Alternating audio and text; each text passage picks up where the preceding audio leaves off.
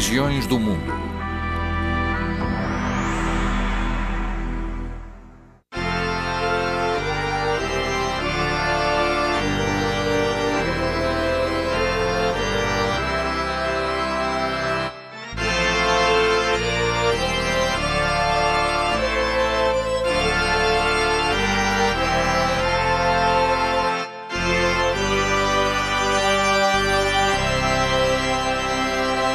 Protestantismo.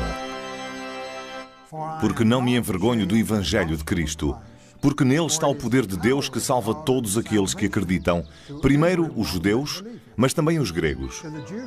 Porque no Evangelho está a probidade da revelação de Deus em todas as crenças. Como está escrito, os justos viverão pela fé. As it is written, the just shall live by faith. No século XVI, uma série dramática de protestos religiosos, sociais e políticos originou uma nova e influente forma de cristianismo. Depressa se tornou o terceiro grande ramo da mais importante religião da Europa, aparecendo como rival do catolicismo e da Igreja Ortodoxa. O cristianismo protestante viria a espalhar-se pelo mundo inteiro naquilo que se tornou um dos maiores movimentos religiosos da história. Protestantismo, ou cristianismo protestante, deriva de protestação, o documento de protesto emitido em 1529 por 6 príncipes alemães, em representação das 14 cidades do sul da Alemanha. O objetivo dessa aliança era a revolta contra as decisões religiosas da Dieta Imperial de Speyer, que havia tentado unificar os territórios do Sacro Império Romano, a Suíça, a Áustria e a Alemanha, exigindo a uniformidade do culto. Os documentos declaram 2 princípios que estão na base do entendimento protestante do cristianismo.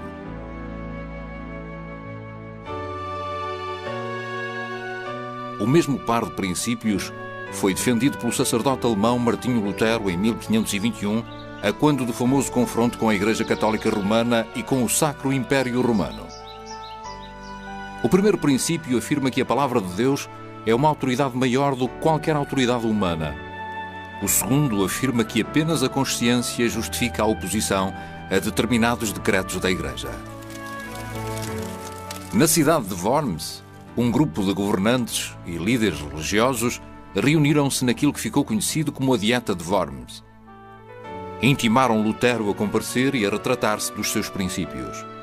O confronto entre Lutero e a Igreja Católica Romana levaria 8 anos depois à protestação.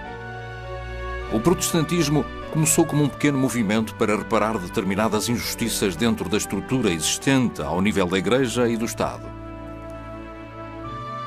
Mesmo depois de apelar à interpretação pessoal, em substituição da autoridade da Igreja, Lutero advertiu alguns dos seus seguidores mais radicais de que não poderia ser autorizada qualquer teologia. Em Speyer, os protestadores exigiam a liberdade de consciência religiosa, mas apenas como forma de defender o seu próprio entendimento do cristianismo. Havia 2 coisas no centro do protesto. Uma era a confiança na autoridade da Escritura. Essa compilação de textos da Antiguidade iluminava a forma como se via o mundo. O segundo tema no coração do movimento protestante era a convicção de que somos perdoados, mesmo que não mereçamos o perdão. O homem não ganha a salvação. Ela é-lhe oferecida livremente, como se fosse uma dádiva. Estamos preparados para ser aquilo que somos.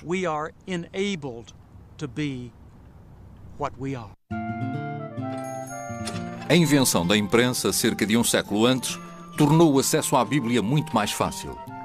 Muitos cristãos queriam agora decidir por eles próprios aquilo que significava a Escritura. Apesar dessas desavenças, a primeira geração de cristãos protestantes exigia que os seus seguidores aceitassem várias convicções teológicas comuns. Centravam-se naquilo que achavam serem os erros da Igreja. A Confissão de Genebra declarou que, centrando-se apenas na glorificação de Deus, os protestantes não sucumbiriam à glorificação das coisas humanas, que se tinham tornado tão proeminentes na Igreja Católica Romana. A reforma no Sacro Império Romano depressa se dividiu em 2 fações, uma liderada por Lutero, no norte, e a outra por Ulrich Zwingli, no sul. O único ponto comum a essas duas fações protestantes era a divergência mútua. Um outro princípio protestante era o sacerdócio universal dos crentes. Isso não significava que não deveria haver sacerdotes, nem que as hierarquias sociais devessem ser abolidas. O sacerdócio universal dos crentes significava que todas as pessoas tinham acesso imediato a Deus. Não precisavam de recorrer a um padre. Lutero fez uma afirmação semelhante ao proclamar que todos os cristãos eram sacerdotes. Assim, cada indivíduo tinha o direito e até a obrigação de se preocupar com aquilo que estava certo ou errado na sua fé. Os leigos não deviam, por isso, ser desencorajados por aqueles que reclamassem para si essa tarefa, enquanto especialistas. Lutero tinha um interesse especial por examinar a natureza da vida religiosa, talvez porque tinha sido monge.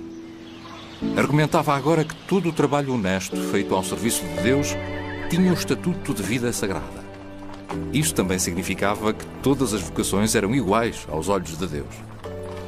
No entanto, a nova atenção protestante dada à Bíblia provocou o eclodir de uma outra implicação.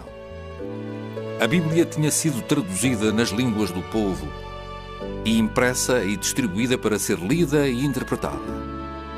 Os protestantes referiam-se à Bíblia como a fonte e a autoridade da fé e viam-na como um livro para o povo, o centro da devoção pessoal e coletiva no culto. Mas havia um problema. Uma vez que os protestantes afirmavam que todas as pessoas na igreja eram sacerdotes, por que razão deveria haver uma designação especial? A maioria destes primeiros reformistas acreditava que os sacerdotes, ou padres, deviam ser escolhidos para efetuarem determinadas tarefas. A Bíblia devia agora ser compreendida e não dramatizada. Tornou-se mais importante do que nunca que as pessoas leigas soubessem ler e que fossem educadas nos princípios básicos da fé. A tarefa dos sacerdotes não era tanto conduzir um ritual formal, mas interpretar a palavra ou proclamar o Evangelho. O sermão tornou-se o acontecimento central do culto. Em meados do século XVII, alguns grupos, como os Quakers, opunham-se à chamada contratação de sacerdotes, que aceitavam um pagamento pelos seus serviços. Queixavam-se de que isso separava os sacerdotes da comunidade de leigos. Depois das lutas, dos conflitos e dos debates das primeiras décadas da Reforma, emergiram 4 formas institucionais distintas de protestantismo. São elas os movimentos luterano, reformista, radical e anglicano. Estes movimentos protestantes apareceram primeiro na Europa e depois na América e noutras partes do mundo. O primeiro dos movimentos protestantes foi a tradição luterana. O luteranismo começou quando o sacerdote católico Martinho Lutero, em 1517, afixou às portas da igreja de Wittenberg, na Alemanha, uma lista de 95 teses. Lutero partiu da sua própria experiência tortuosa para chegar a um novo entendimento da fé. Ele insistia que nós, os humanos, não conseguimos ser justos por nós mesmos e que a justiça vem apenas de Deus pelo perdão dos pecados. Em relação ao culto, Lutero manteve mais elementos da tradicional missa católica do que outros grupos protestantes. Ele acreditava que alguns desses rituais representavam uma tradição antiga e honrada. No entanto, a doutrina católica da transubstanciação, segundo a qual, durante a comunhão, o pão e o vinho se transformam literalmente no corpo e no sangue de Cristo, foi substituída por Lutero por uma doutrina de presença real. Essa doutrina afirma que o pão e o vinho não são alterados metafisicamente, mas que Jesus está realmente presente durante a Eucaristia. Lutero baseou a sua tese na declaração feita por Jesus durante a última ceia, quando ele partiu o pão e disse: "Isto é o meu corpo."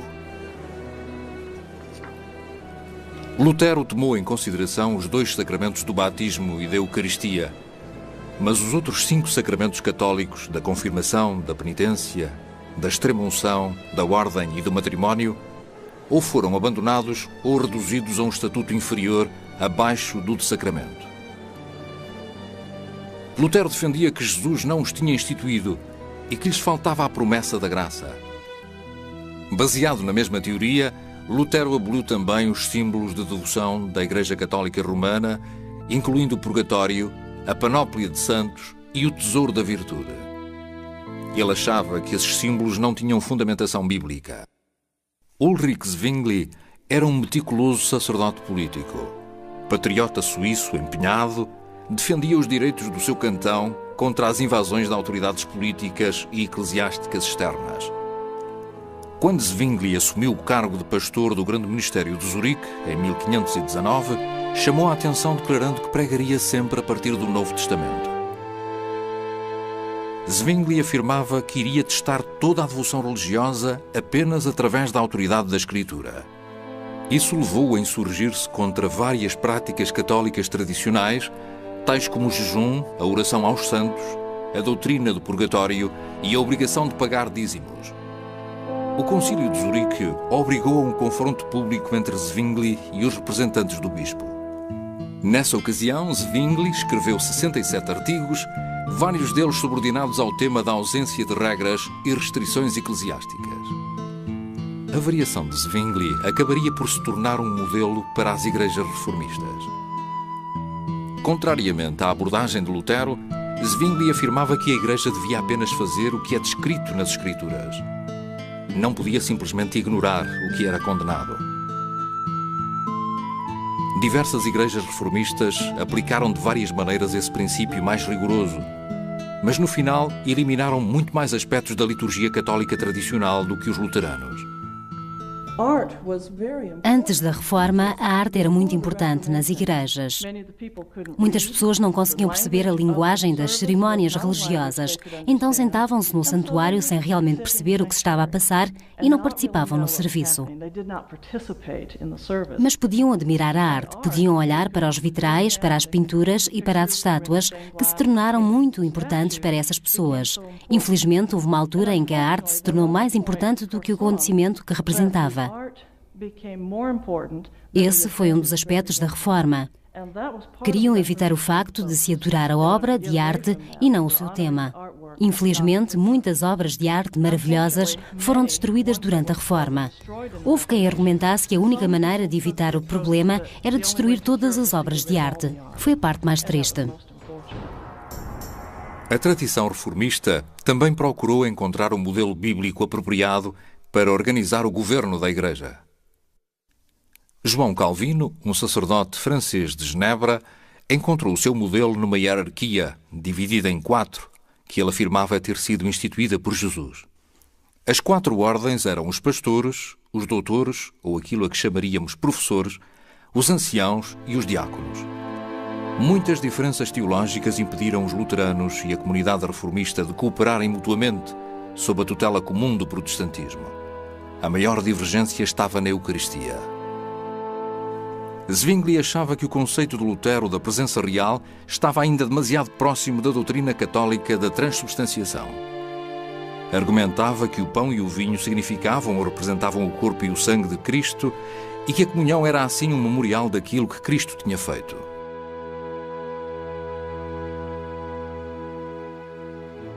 Zwingli achava que a Eucaristia era claramente secundária em comparação com o serviço da palavra.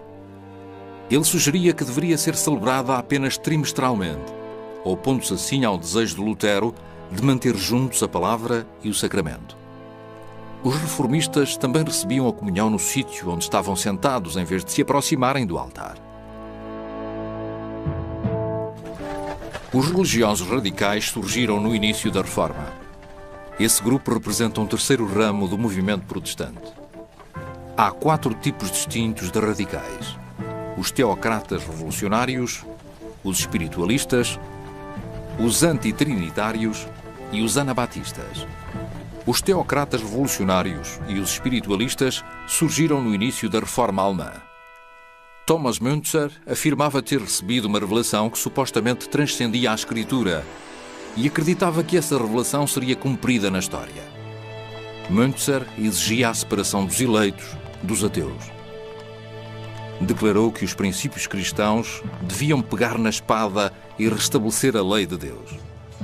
Durante mais de um século, Müntzer seria um símbolo tanto dos protestantes como dos católicos romanos, de tal forma que os radicais chegaram a estabelecer laços perigosos nos seus esforços para derrubar a sociedade existente. O terceiro grupo de reformistas radicais eram os antitrinitários. No século XVI, o mais famoso foi Miguel Servato, um físico e filósofo espanhol. Preso em Genebra em 1553 pelas autoridades civis, Servato foi julgado por heresia e condenado à morte. A sua execução foi importante para o auto-entendimento dos protestantes, conduzindo a um debate sobre a essência da fé. A sua execução produziu também uma liberdade religiosa defensiva que se revelaria crucial para os futuros protestantes. Calvino participou na condenação de Servato à fogueira e para ele a sua execução foi o triunfo da verdade sobre a heresia. O termo anabatista é ainda ocasionalmente usado para designar vários desses grupos radicais, mas refere-se mais propriamente a um pequeno grupo cujos membros pretendem restaurar o padrão de vida apostólica que existia nas primeiras comunidades cristãs. O termo anabatista foi na realidade inventado pelos oponentes a esses grupos. Significa rebatismo e é usado para designar grupos que acreditam que o batismo não é para as crianças. Os anabatistas acham que o batismo é apenas destinado àqueles que podem professar a sua fé. Os mais significantes são os irmãos suíços, os menonistas e os luteritas. Os menonistas, cujo nome deriva do seu antigo líder e sacerdote Menno Simons, foram fundados nos Países Baixos e norte da Alemanha depois de 1540. Na América do Norte, os descendentes dos menonistas incluem algumas comunidades Amish nas zonas rurais de vários estados e no oeste do Canadá. Durante os séculos XVI e XVII, os anabatistas foram presos, desterrados ou executados. Os números variam. As razões legais para essas perseguições eram a violação da lei civil, a rebelião e a heresia. Essa perseguição foi suficientemente extensa para criar entre os anabatistas o sentimento de serem uma igreja mártir. É impossível para os batistas documentar a sua história. A documentação é difícil quando se trata de um grupo perseguido. Acabamos por ser postos de lado. No início, éramos severamente perseguidos ao ponto de nos quererem matar, especialmente quando os governantes emitiam um decreto segundo o qual todos deviam pertencer à mesma igreja. Nós achávamos que ser membro de uma igreja não tinha que ter por base uma experiência religiosa anterior. Cada um devia ter a sua experiência pessoal com Deus. Há quem pense que precisamos de ser batizados para sermos salvos. Os batistas nunca afirmaram isso. Acham que se chega à graça através da fé. Batizamos por imersão, porque se assemelha ao que aconteceu com Cristo. Ele foi morto, sepultado e ressuscitou. O batismo vem depois da conversão, não é parte dela. É a representação do que aconteceu. Graças à fé do indivíduo em Cristo, a sua antiga vida de pecado é enterrada e o batismo ressuscita-o para uma nova vida em Jesus Cristo. A Inglaterra foi um país católico durante mais de 1000 anos. Em 1509, subiu ao trono Henrique VIII. Casou-se com Catarina de Aragão, mas não foram capazes de ter um herdeiro varão. Por volta de 1527, Henrique decidiu que o casamento devia ser dissolvido, mas o Papa recusou conceder-lhe a anulação. Em 1534, o Parlamento inglês emitiu o Ato de Supremacia, que proclamava o rei Henrique VIII como chefe supremo da Igreja da Inglaterra. Houve quem visse essa legislação como o início do protestantismo em Inglaterra.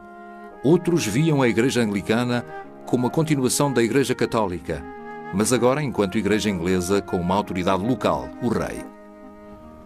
No século XVI, pretendia-se que a Igreja da Inglaterra fosse uma igreja verdadeiramente nacional. Devia ser a Igreja em Inglaterra, não necessariamente uma comunidade religiosa em separado, mas a Igreja de todo o povo. De certa forma, era o desenvolvimento lógico do que estava a acontecer na Europa nessa altura. Surgiam os Estados-nação e não estavam satisfeitos com um poder internacional como o pontificado. A partir do século XIV, em França, na Itália, na Alemanha e em Espanha, todos afirmavam permanecer fiéis à teologia da Igreja Católica Romana, mas exigiam o controlo da sua própria Igreja. Era o desejo de Henrique VIII. Para aqueles que viam nisso a continuação da Igreja Católica, a Igreja de Inglaterra tornava-se agora um meio-caminho entre o protestantismo e o catolicismo romano. O protestante Thomas Cranmer ajudou a resolver o problema conjugal de Henrique VIII, propondo que o assunto fosse apresentado não ao Papa, mas aos teólogos e universitários. O primeiro livro de orações habituais, publicado em 1549 e revisto em 1552, tinha sido em grande parte obra de Thomas Cranmer. Este é o livro de 1549, o primeiro livro de orações habituais de Cranmer. A sua importância reside no facto de se ter aproveitado grande parte da beleza da liturgia católica do período medieval e de a ter traduzido para vernáculo de forma a torná-la acessível a todos. O anglicanismo sempre achou que o verdadeiro povo de Deus são os leigos, os batizados. São tão importantes como os clérigos ou como os bispos. E agora, todos podiam participar no culto graças ao trabalho de Cranmer. Em 1533, Cranmer tornou-se arcebispo de Cantuária. Em 1553, o catolicismo foi restaurado em Inglaterra quando Maria Tudor, a filha católica de Catarina de Aragão, se tornou rainha. Cranmer foi queimado vivo, juntamente com umas centenas de protestantes heréticos. Outros protestantes fugiram para o continente europeu, principalmente para cidades protestantes como Estrasburgo, Frankfurt e Genebra. Quando Mary faleceu, em 1558, Isabel subiu ao trono de Inglaterra. Era filha de Ana Bolena, a segunda mulher de Henrique VIII. A Inglaterra voltou a ser um país protestante e os exilados puderam regressar para assistir à conversão da Igreja da Inglaterra de novo ao protestantismo.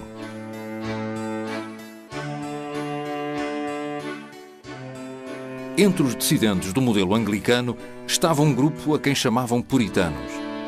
O puritanismo nascera em parte de uma disputa sobre o governo da Igreja. Uma disputa inicial envolvia o uso contínuo de paramentos ou casulas usados pelos sacerdotes nos serviços religiosos. Um dos símbolos distintivos do bispo é o báculo ou bastão episcopal. O bispo é o principal pastor do povo. A ideia do báculo é ser um símbolo de autoridade. Ao ser o principal pastor da Igreja, o bispo tem o poder de salvar aqueles que precisam da salvação. Alguns bispos, ao longo dos anos, não deixaram de lembrar que o seu bastão tinha a outra extremidade aguçada. Sempre que necessário, o bispo podia dar uma espetadela a quem precisasse. Alguns desses puritanos ingleses podiam ser chamados presbiterianos. Os puritanos preocupavam-se muito com a seriedade do pecado, com a sua reparação e com a necessidade de Deus concretizar a conversão das almas individualmente. Estavam convencidos de que a verdadeira Igreja de Deus não tem bispos e limitavam-se a ter um pastor instruído para a proclamação da palavra através da pregação. Mais tarde, os puritanos passaram a ser chamados independentes e depois congregacionistas. Alguns desses independentes praticavam o batismo de crentes adultos, acabando por se tornar conhecidos como batistas. A Igreja Oficial e o Estado de Inglaterra juntaram-se para resistir a esses críticos, perseguindo muitos deles. Depois da Reforma Protestante, um período de consolidação começou a delinear as fronteiras teológicas e políticas da Europa. Em 1555, a Paz de Augsburgo pôs fim à guerra entre os exércitos luterano e católico do Sacro Imperador Romano Carlos V. Isso possibilitou que cada um dos governantes dentro do Império determinasse se o seu território seria luterano ou católico. Não era permitida nenhuma outra religião. Em França, os frequentes conflitos religiosos terminaram com o Édito de Nantes, em 1598.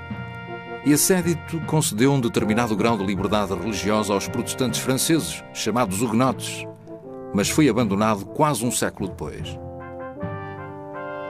Os huguenotes foram forçados a retirar-se para as montanhas ou então a emigrarem. No começo do século XVII, o rei Jaime VI da Escócia tornou-se Jaime I de Inglaterra e organizou uma conferência para resolver as disputas entre os bispos anglicanos e os reformistas. Embora a conferência não tenha conseguido resolver os problemas maiores relacionados com o governo da Igreja e com o culto, exigiu uma tradução oficial da Bíblia para ser usada em todas as igrejas britânicas. A chamada versão autorizada da Bíblia, mais conhecida como King James Version, apareceu em 1611. No século XVII, a Guerra dos 30 Anos decorreu nos territórios do Sacro Império Romano, terminando com a Paz de Westfália em 1648. O Império reconhecia agora as igrejas reformistas, além da católica e da luterana. As guerras civis inglesas, na década de 40, deram liberdade durante alguns anos aos presbiterianos, aos dissidentes independentes e aos Quakers. Fundados por George Fox, no final da década de 1640 e conhecidos como Sociedade dos Amigos entre os seus membros, os Quakers levaram a cabo várias condenações que foram consideradas demasiado radicais pelo resto da sociedade. Os Quakers defendiam que as práticas protestantes tradicionais, como o culto, o batismo e a Eucaristia, eram externas e deviam ser rejeitadas. Não autorizavam nenhuma hierarquia especial de ministros e, devido a isso, as mulheres chegaram a ter mais autoridade na sua comunidade do que em quaisquer outros grupos protestantes. Acreditavam na revelação imediata através do trabalho espiritual e da vida das pessoas crentes e viam a revelação bíblica como uma norma claramente secundária. Podia-se chegar a essa revelação através da luz interior que mostra Deus a todas as pessoas. As pessoas entram uma de cada vez, ou com as famílias, e sentam-se em silêncio. Este silêncio continua durante cerca de 1 hora, dependendo do que se está a passar e da forma como as pessoas se sentem. A ideia de que Deus habita em todas as pessoas começou com os Quakers. Tudo deriva desse conceito, incluindo a revelação contínua e a procura da verdade.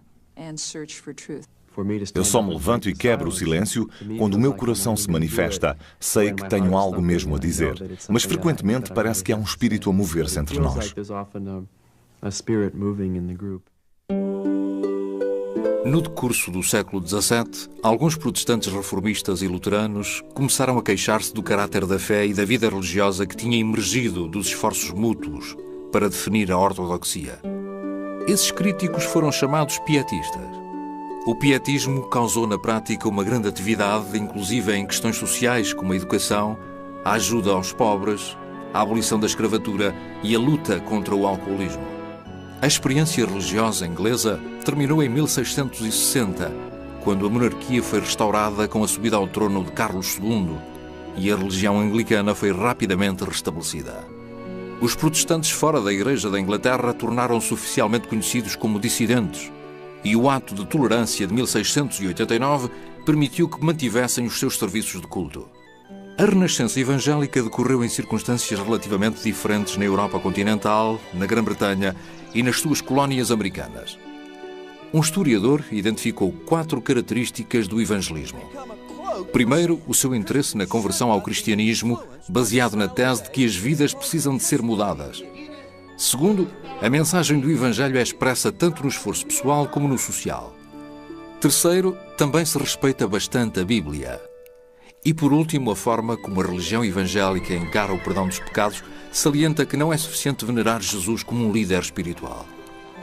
Os evangelistas proclamam que Jesus veio como Salvador, deixando de se sacrificar na cruz para expiar os pecados da humanidade inteira. Uma das formas mais importantes do cristianismo evangélico, no século XVIII, era o movimento metodista, fundado e liderado pelo sacerdote anglicano John Wesley. O entendimento do Wesley da mensagem cristã e da missão dos cristãos refletia os ideais pietistas em vários aspectos. O movimento metodista pretendia renovar as instituições existentes em vez de estabelecer uma nova instituição religiosa. Centrava-se nos leigos e salientava o crescimento na santidade mais do que na retitude teológica. Para Wesley, o centro do cristianismo é o amor a Deus e o amor ao próximo. A sua principal preocupação não era o entendimento intelectual da fé, na medida em que vivia essa fé exteriormente na vida das pessoas. Mas em vários aspectos, Wesley foi mais longe do que tinham ido os pietistas um século antes. acreditava que cada ser humano tinha um papel na sua salvação. Isso significava que se opunha à doutrina da predestinação. Na questão da graça de Deus ser oferecida só a alguns ou a todos, Wesley lançou um desafio aos calvinistas.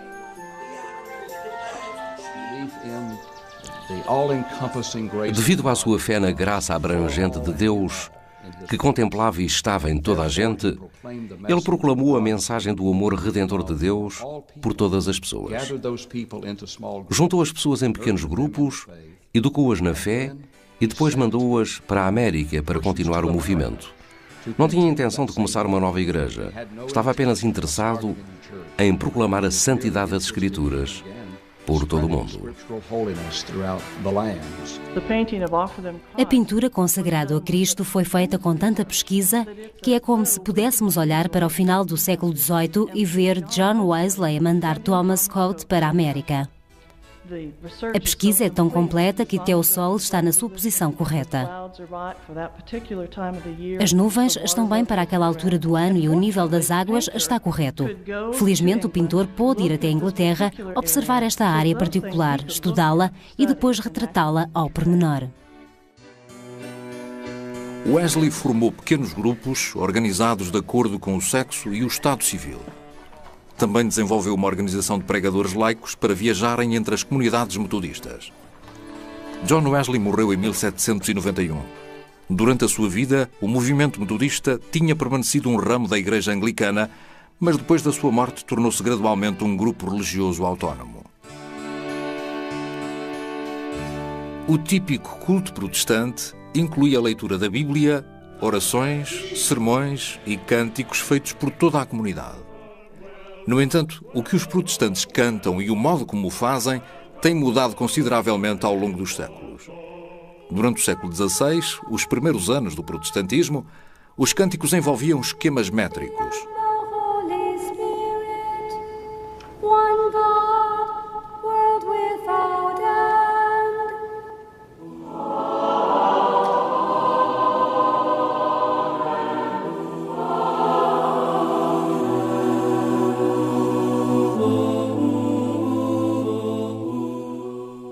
Os primeiros protestantes argumentavam que a glorificação cristã só podia usar a palavra de Deus. Diziam então que os salmos eram o livro de hinos dos cristãos. Mas além dos hinos clássicos aí encontrados, também se podiam fazer múltiplas variações dos antigos textos dos salmos. John Wesley ficou impressionado com o poder da música de comover os ouvintes e estimular os seus sentimentos. Os movimentos metodistas tiraram o máximo partido disso mesmo. Wesley recomendou a construção de capelas octogonais porque a sua acústica era adequada para a pregação e para a música. John Wesley também estava perfeitamente consciente de que muita música ou música inapropriada podia afastar as pessoas da correta intenção espiritual. Propôs então que só os livros de hinos e melodias autorizados fossem usados em encontros metodistas. O irmão do Wesley, Charles, compôs milhares de versos metodistas sobre diversos temas. Para se saber bem em que acreditam os metodistas, basta ler e cantar os hinos de Charles Wesley. A teologia que se canta é uma teologia que tem impacto sobre as pessoas e sobre a sociedade. Os mais conhecidos por todos os cristãos são provavelmente Escutai o Cântico dos Anjos, Cristo o Senhor ressuscitou, 4.000 vozes a cantar e o amor divino excede todos os amores. É este tipo de palavras nos hinos que entra na alma das pessoas e as reúne numa só sociedade. A hinologia protestante floresceu no século XIX. Eram os hinos e os cânticos que mantinham as sedes de organizações voluntárias, como sociedades missionárias e associações contra o alcoolismo. Foi a hinologia que deu forma a acontecimentos particulares, como o ressurgimento dos serviços. As convicções básicas de uma comunidade religiosa também podiam ser reforçadas e lembradas nesse tipo de música, que por sua vez podia ser revista para se adequar a diferentes cenários. A Igreja Anglicana dominava as primeiras colónias americanas no século XVII, na Virgínia. Como teremos oportunidade de ver mais tarde, o anglicanismo também viria a dominar as últimas colónias estabelecidas no Sul. Nas colónias do centro, os colonizadores em Nova York e New Jersey Eram, na sua grande maioria, reformistas holandeses e presbiterianos escoceses e irlandeses. Os Quakers instalaram-se na Pensilvânia. Essa mistura originou uma maior variedade religiosa nas colónias do centro da América do que nas restantes. No norte, os colonizadores puritanos eram uma variante intermédia. Não eram nem sectários nem episcopais, mas sim uma coleção de congregações independentes cujos membros governavam a comunidade. Instalaram-se na Nova Inglaterra na esperança de fundarem uma experiência sagrada que seria a luz das nações. A conversão ao puritanismo incluía uma série de fases pelas quais as pessoas tinham de ir passando. No entanto, a Nova Inglaterra foi palco imediato de desafios e ataques à fé dos puritanos. Roger Williams, um sacerdote puritano, opôs-se à mistura da autoridade civil com a autoridade religiosa na colónia de Massachusetts. Williams foi expulso, dando novas bases religiosas à colónia de Rhode Island. Anne Hutchinson acusava os pastores puritanos de fazerem das ações humanas uma parte do processo de conversão. As suas acusações infiltraram-se duramente no seio da teologia puritana. Hutchinson foi julgada pelos pastores e também ela foi exilada. Mais tarde, os Quakers vieram para a colónia de Massachusetts para pregar sobre as ações do Espírito Santo e para defender a tolerância dos credos dissidentes. Também eles foram expulsos. Alguns deles regressaram a Massachusetts, mas, sob uma segunda acusação, foram presos ou enforcados.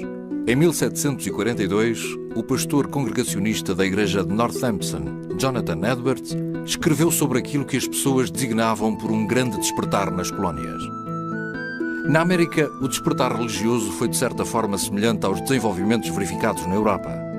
Contudo, foi tão dramático que Edwards tinha razões para pensar que Deus estava a fazer algo de muito especial naquele país. A renascença religiosa centrava-se agora em converter as pessoas estranhas à igreja e em separá-las das que não tinham sido convertidas. Sentimentos fortes nesse género de assuntos dividiram os presbiterianos, formando a chamada nova ala, que defendia o despertar religioso e os seus antigos oponentes. Essa divisão presbiteriana durou cerca de 20 anos. No final, um grande despertar religioso revelou-se um dos movimentos mais influentes da história americana. No século XVIII, o sul da América incluía apenas as colónias da Virgínia, da Carolina do Norte, da Carolina do Sul e da Geórgia. Todas, à exceção da Virgínia, estavam escassamente povoadas. Mas as tradições que haviam começado no Sul acabaram por ter um impacto dramático no protestantismo americano. No Sul, os batistas e os metodistas chamavam-se irmãos e irmãs uns aos outros, aceitando a presença de escravos nas suas famílias religiosas. Centravam-se mais em questões de santidade pessoal, condenando frequentemente a dança e a bebida. Os habitantes do Sul tentaram reproduzir o estabelecimento religioso anglicano, o que acabaria por ficar conhecido nos Estados Unidos como Igreja Episcopal. O novo estilo religioso do despertar do século XVIII transformou o encontro entre as raças branca e negra da América. No Sul, o cristianismo evangélico abrigava geralmente todos os tipos e condições de pessoas, incluindo pregadores negros, que depois se tornaram líderes das comunidades batista e metodista em especial. Muitos evangelistas opunham-se à escravatura. No entanto, no início do século XIX, o evangelismo de raça branca afastou-se bastante das posições anti-esclavagistas e a vertente negra seguiu o seu próprio caminho. Em novembro de 1786, ocorreu a separação mais dramática da Igreja-mãe. A Igreja Metodista de São Jorge, em Filadélfia, surgiu quando Absalom Jones, William White e Richard Allen se ajoelharam junto ao altar para rezar. Os diáconos da igreja, que eram predominantemente de raça branca, retiraram-nos dali à força. Os membros de raça negra da congregação, que ficaram muito ofendidos, abandonaram a igreja de uma forma bastante dramática. Foi deste episódio que, entre 1787 e 1791, derivou a Igreja Episcopal Metodista Africana, com o nome da primeira Igreja-mãe de Filadélfia.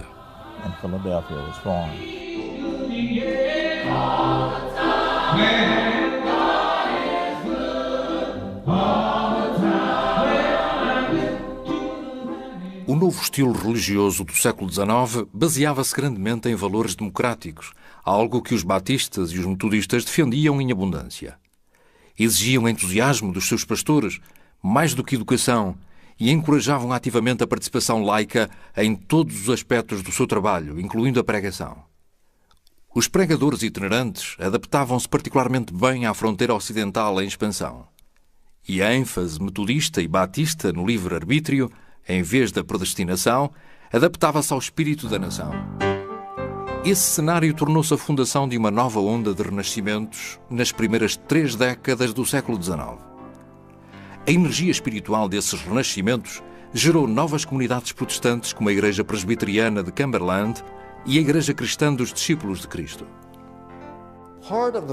Parte do fenómeno que varria o Kentucky na altura foi o segundo grande despertar e particularmente o grande renascimento de Cane Ridge em agosto de 1801. Acabou sendo o maior e mais importante de todos os renascimentos religiosos. Havia pessoas crentes e não crentes. Curiosamente, aconteceu algo que ainda hoje é difícil de entender. Sempre que as pessoas eram apanhadas no meio de um qualquer exercício espiritual, havia quem andasse de um lado para o outro, quem ladrasse como cães, quem risse às gargalhadas. É um enigma. Mas como explicar tudo o que se relaciona com o espírito? Fez-se depois um acordo que permitiu que o poder daquele momento transcendesse as divisões entre as comunidades. Os presbiterianos ouviam os metodistas. Os metodistas ouviam os batistas. Estavam todos juntos, partilhando o mesmo espírito no culto de Deus. As mulheres normalmente não podiam ser líderes protestantes, mas muitas conseguiram tirar proveito de toda aquela excitação. Frances Willard organizou as mulheres no apoio à causa contra o álcool. Algumas mulheres, como Jerrina Lee, reclamavam o direito de pregar. A chamada Idade Moderna foi caracterizada por termos sugestivos como liberal e democrático. Foi uma época de desenvolvimento dos impérios industriais e dos complexos urbanos. A modernidade também foi caracterizada por formas de pensar que incluíam o capitalismo, o nacionalismo, o colonialismo e o darwinismo. Para os protestantes, a Idade Moderna estava repleta tanto de oportunidades como de ansiedades. Os protestantes liberais acreditavam que a fé religiosa era compatível com o criticismo académico e que podíamos ignorar grande parte do antigo panorama de forma a preservar a essência da mensagem cristã. Para os liberais, a pior coisa que os cristãos podiam fazer era tentar proteger ou isolar a Bíblia dos seus críticos. Para os protestantes liberais, a Bíblia era um livro humano e histórico, tal como a religião era um fenómeno humano. O século XIX também presenciou um ressurgimento conservador entre os protestantes. E não apenas da parte de antigos fanáticos ou daqueles que interpretavam literalmente os aspectos da criação no Gênesis. Os liberais argumentavam que os humanos tinham a capacidade de conhecer a vontade de Deus. Os conservadores argumentavam o contrário, que só se pode conhecer Deus através da revelação bíblica. Os textos bíblicos falavam dos chamados últimos dias, em que se esperava o regresso glorioso de Jesus Cristo. Os pré-milenaristas acreditavam que o mundo se estava a aproximar rapidamente deste milénio e rejeitavam a esperança liberal nas possibilidades humanas para este mundo. Argumentavam que o regresso de Cristo seria cataclísmico e que ele expulsaria os crentes deste mundo para se encontrarem com Deus. Vi o céu aberto, e eis que aparece um cavalo branco.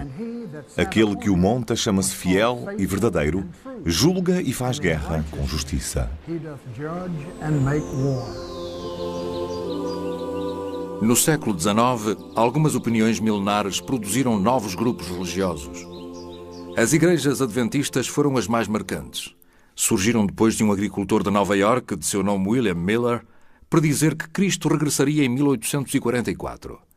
Os liberais e os conservadores coexistiam em muitas dessas comunidades.